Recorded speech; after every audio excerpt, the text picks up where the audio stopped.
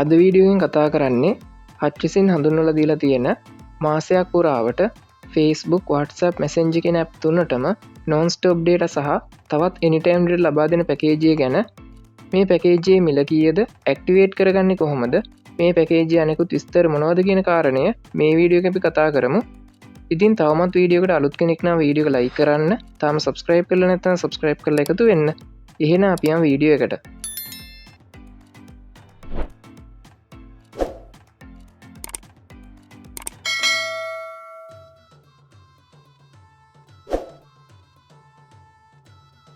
මේ පැකේජය මාසේ කාලයකට වලංගු වෙනවා. මේ පැකේජයෙන් ඔයාලට Facebook WhatsApp Messenger කියන මේ ඇප් තුනටම non stop data ලබා දෙනවා. ඊට අමතරව ඔයාලට GB 1.3ක anytime dataත් මේ පැකේජය හරහා ලැබෙනවා. මේ පැකේජයේ මිල වෙන්නේ රුපියල් 292යි. දැන් අපි බලමු කොහොමද මේ පැකේජය සක්‍රිය කරගන්නේ කියලා.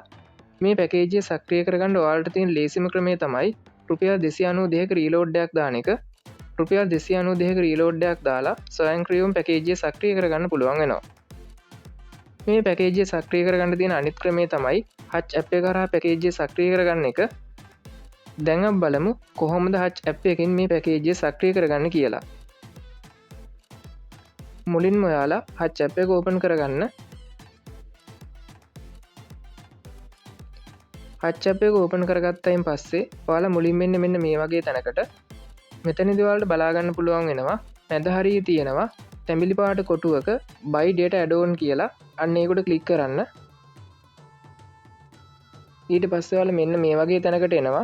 මෙතනදී ටිකක් පල්ලෙහාට ගියාම ඔයාලට බලා ගන්න පුළුවන් වෙනවා social media, gaming, work and study කියන එක යටතේ package list එකක් බලා ගන්න පුළුවන් වෙනවා. ඒකේ package පැත්තට swipe කරුවායින් පස්සේ ඔයාලට අපි කියන package එක බලා ගන්න පුළුවන් වෙනවා. ඉතින් මෙන්න මේ පැකේජ් එකට ක්ලික් කරන්න. ඊට පස්සේ මෙන්න මේ වගේ එකක් එනවා.